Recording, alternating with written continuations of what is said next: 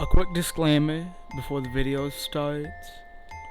I don't know a lot about ULTRAKILL's lore. I'm going off of like other people's videos, and I'm just making this video because I need content and I like ULTRAKILL. It's a fun game. So with that being said, I want to start the video. In the beginning, there was nothing. Then God created the heavens and the earth. The heavens were made for the angels to exist in God's light. God's light is also a very important thing that will be mentioned later in the video. God's light keeps archangels alive, as we know this because when Gabriel's light gets removed, he is only given 24 hours to live. And we also know that God is not the only one that can give light, or his light, because the Holy Council ripped God's light from Gabriel's body. Other than the Holy Council and God, we don't know who else can control the Father's light. We don't exactly know when God created mankind, but we do know that he quickly grew angry with how destructive mankind is. He wanted mankind to follow the path of light, and they didn't do that. And because that mankind was so destructive, it didn't follow God's plan. He described free will as a flaw. So after that, God decided to leave mankind and create a new world, a world where his word is law, a world where free will doesn't exist. Failure after failure after failure after failure. Free will is needed in the world of ULTRAKILL, because after all of these attempts for a race without free will, a race that in theory would be perfect, none of them would. So after failing to create a world without free will, God lost hope in this quote-unquote perfect race, a race where his word is law. So in a fit of rage, he created hell.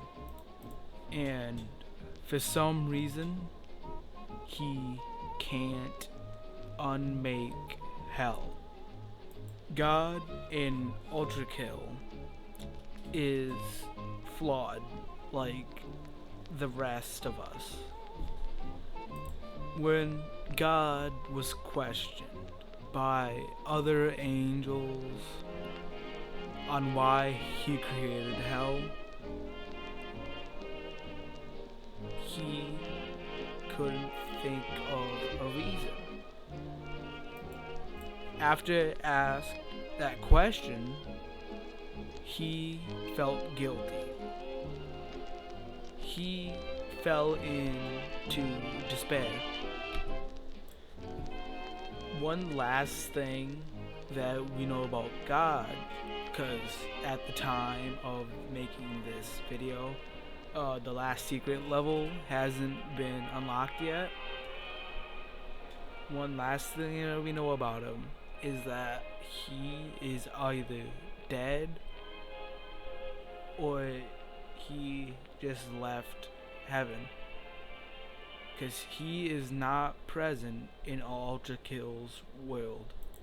The disappearance of God through heaven into a panic.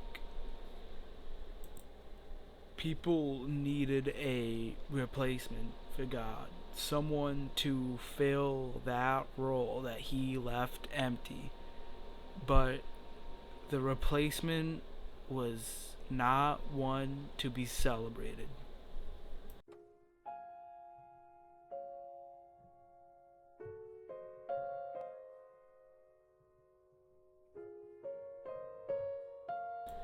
The Council of Heaven is made up of an unspecified amount of presumably very powerful angels. We don't know much about the Council of Heaven, but we do know that they are very well respected and feared in heaven. Gabriel is very obedient to the Council of Heaven. Gabriel is, as far as we know, one of the strongest angels in the world of ULTRAKILL. But he kneels to the Council of Heaven because they can control the Father's light. We don't know how the Council of Heaven got control of the Father's light, but we do know that they are using it to carry out executions by taking away the Father's light. So, with the power of the Father's light, the Council ensures that those banished to hell carry out that punishment for eternity. And they do that by using Gabriel as their pawn.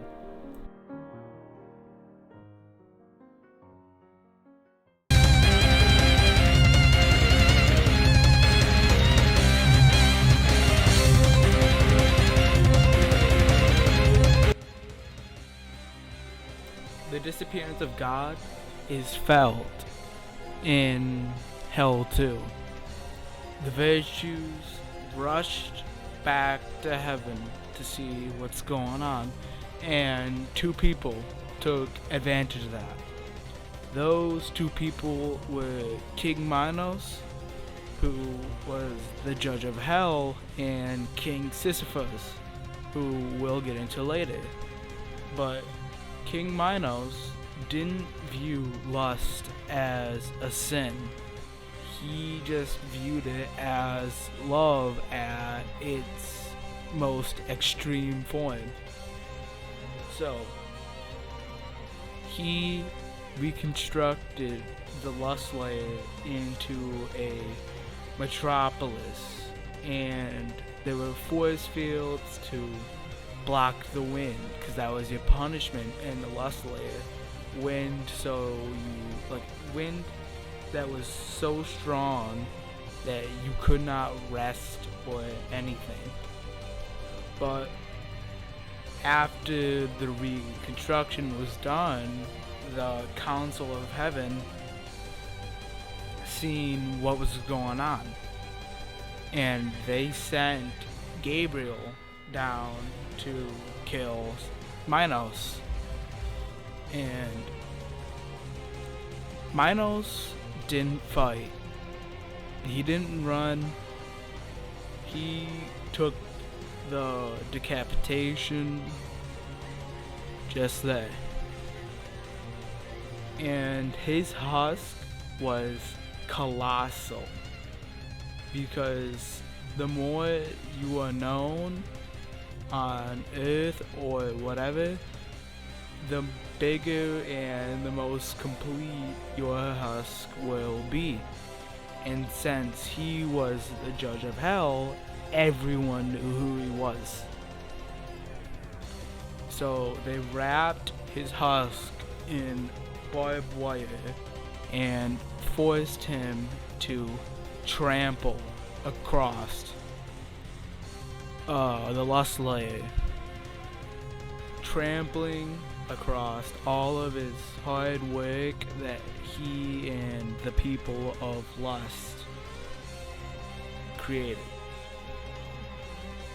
So now all that is left of lust is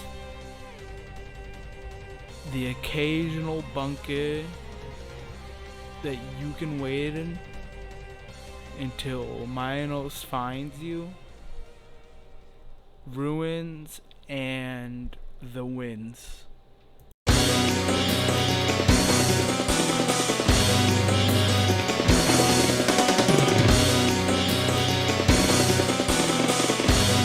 Hey, remember that guy that I was talking about, King Sisyphus, and how we'll get into him later? Not really later, we're getting into him now, but King Sisyphus, he was a very greedful man, so he was thrown into the layer of greed. Now, if you don't know who Sisyphus is, he basically cheated the gods in Greek mythology, but probably in the ULTRAKILL universe, it was just God that he cheated death for twice. So, when heaven got all distraught with the disappearance of God, he leapt into action. He basically teamed up with the husks of greed and started a war with heaven. Now, did he think he was going to win the war? No. He started the war because he was bored, essentially. He just kinda felt like it. Gabriel went down to the greed layer to end the war before it really even began. He found out that Sisyphus was giving all the husks their motivation, so he snuck up on Sisyphus and decapitated him too. And the army disbanded extremely quickly without Sisyphus there.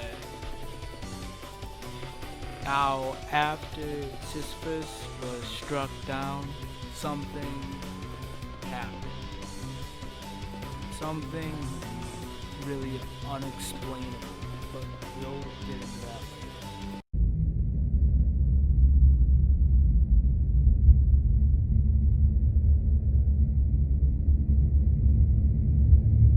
Hell in ULTRAKILL is a very large living place, and it is based off of Dante's Inferno, which so far the layers in the game are limbo, lust, greed, gluttony, heresy, and I think violence. That's all of them. I forgot wrath, but each layer has 4 levels, and limbo is where you would go if you weren't a bad person but you weren't really close enough to God to go to heaven. Lust is if you valued love and romance over God. Gluttony is if you were too gluttonous with possessions and food and stuff like that.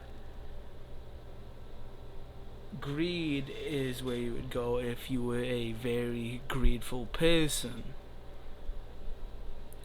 Wrath is where you would go if you were just kinda angry. not violent, angry. Heresy is where you would go if you were like a heretic, things like that. Violence is where you would go if you were violent against one another, violence against yourself, or violent against God. Each one of those layers has their own special torture and treatment and stuff like that. But I'm not going to get into that in this video because I'm trying to keep it shorter. Sorry. I'm not going to be going super in depth into any of the layers like I said before, but I will be going in depth to violence because that's one of my favorite layers.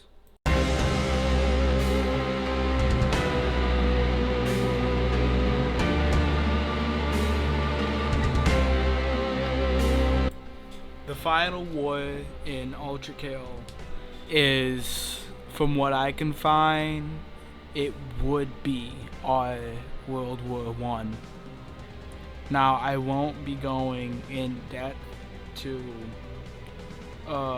humanity either and what the final war was like because I'm trying to keep this video shorter.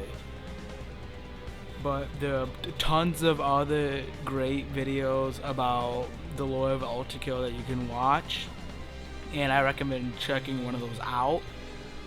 But the final war was where many machines were developed and created. Many of them ran on blood. The first one to run on blood was the Gutter Man. This machine devastated, destroyed trench warfare, and it ran on blood. But while the people who made it, which were what from I could gather was Russia, said that it was volunteers, many of them were prisoners of war or deserters from the battlefield, and they were thrown into these machines and given absolutely minimal life support so that they can keep feeding the machine exoskeleton, I guess, blood, and it can keep running. So to counter the Gutter Man, Germany developed the Gutter Tank, or also called Tank Fist, because it could destroy a tank with, I think, one hit, and it could place landmines and shoot rockets. But it also ran on blood, but I think it was more humanitarian way of getting it. I believe it soaked it through its armor, which we will see that later with the machines. One more thing about the Guttermen is that the mannequins that we see in Layer 7 actually took inspiration from the Guttermen. Hell itself took inspiration from one of humanity's creations. The terminals and almost, I'm pretty sure the Guttermen gained sentience I know this because of a terminal entry and the poem in the game. But who's to say that other machines haven't gained sentience and it's not just the terminals and the government?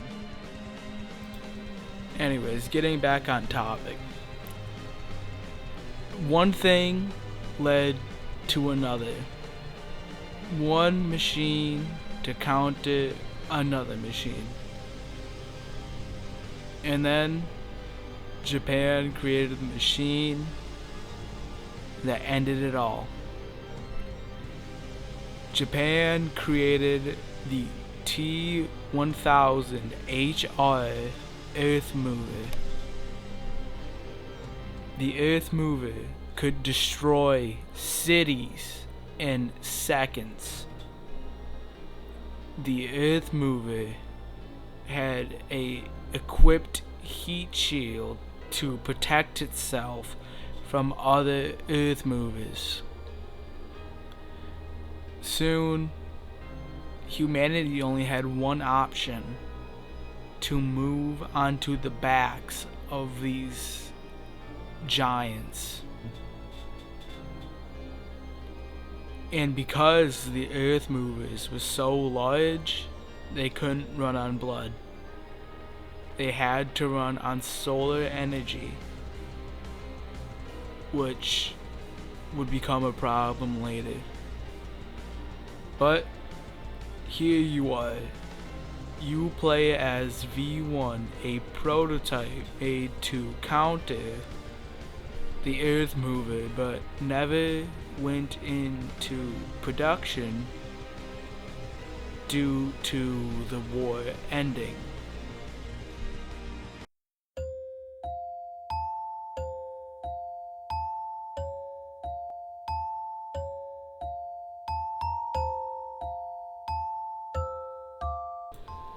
The skies darkened as they were filled with ash and soot and smoke that the Earth Movers made. And the Earth Movers started to power down slowly but surely because of this.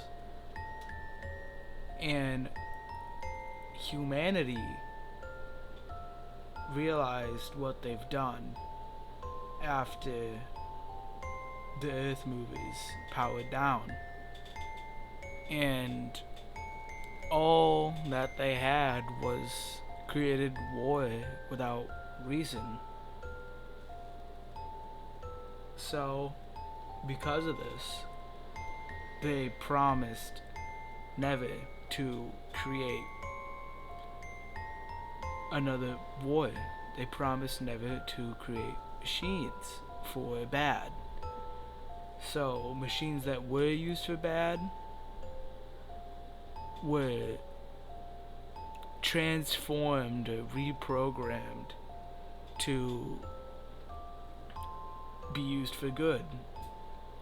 Like the street cleaners were redesigned to burn trash and things like that, and drones were built to survey and make sure no one was creating another war. And V2 was created to basically act as a guard. And because the war ended so suddenly, V1 never went into production.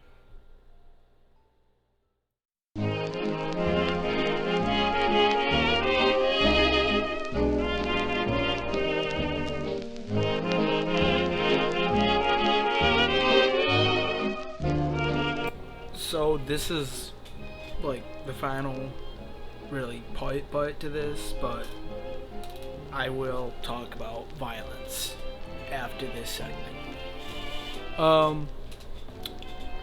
So after the Great Peace started, humanity started drilling into the earth because they drained all of their resources building these machines. But they discovered the gates of hell. And with no other options, they had to go into hell, start exploring it. And for some reason, they stopped abruptly. We don't really know why, but we do know that doors started locking mysteriously behind them. Weird creatures started appearing, which are the husks, as we know. And just strange things started happening in general.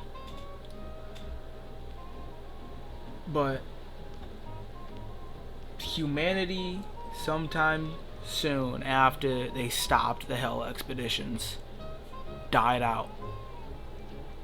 We don't know why. We don't know if Hell took over like the Earth or something, or if like the machines turned on them because they needed blood as a fuel source. All we know is that they died out.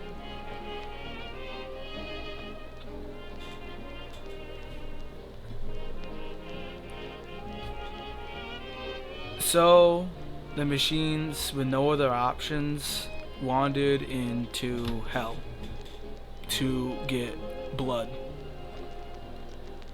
And that's where you kind of come in. You play as V1, and you just go through Hell getting blood because it's your fuel source.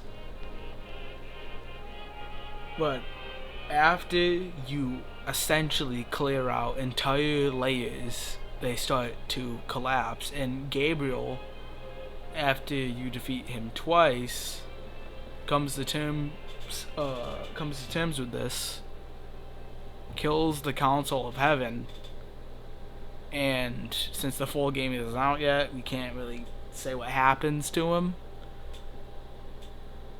But there probably will be another fight, and it's gonna be great. The game's fun. Play ULTRAKILL if you can.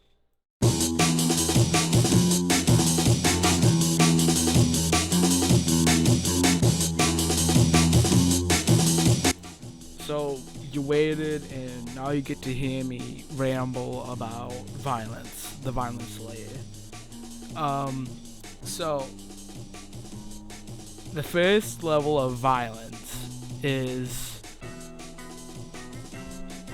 the Garden of Forking Paths, and the main enemy is the mannequins, which I talked about earlier, and how Hell took inspiration from the Gutter Men for them.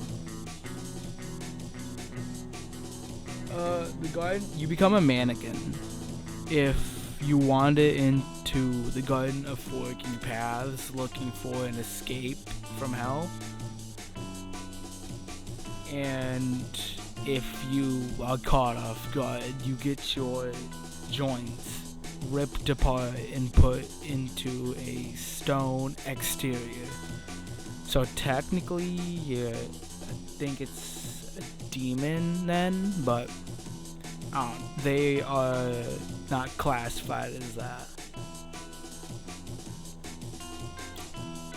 So the next layer, since I don't have anything to say about the Garden of Forking Paths, I lied.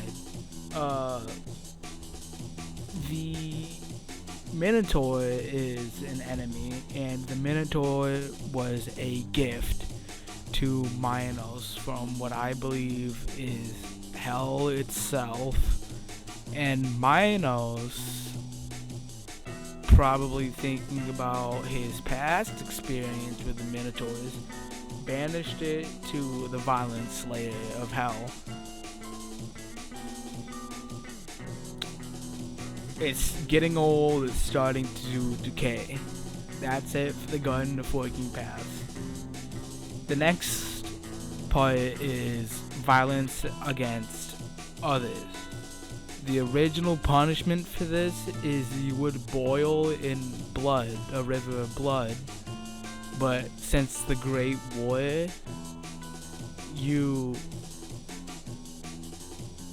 the river flooded, and the gray stuff that you're standing on is actually bodies.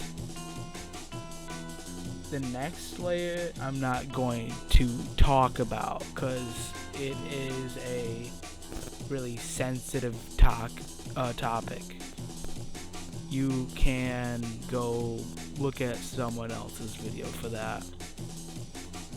So the last part of violence is violence against God. The original punishment for this is you would sit on scorching sands and have fire rain down on you. But hell put the earth mover in here. And I think it's a little symbolic because it's you V1 against what would essentially be a god to you. And you destroying the earth mover would be like, I'm just saying, it's symbolic, not essential, symbolic of violence against God. Thank you for watching this video if you did fully watch it. And like, subscribe, all that stuff. Just trying to grow my channel. So, bye.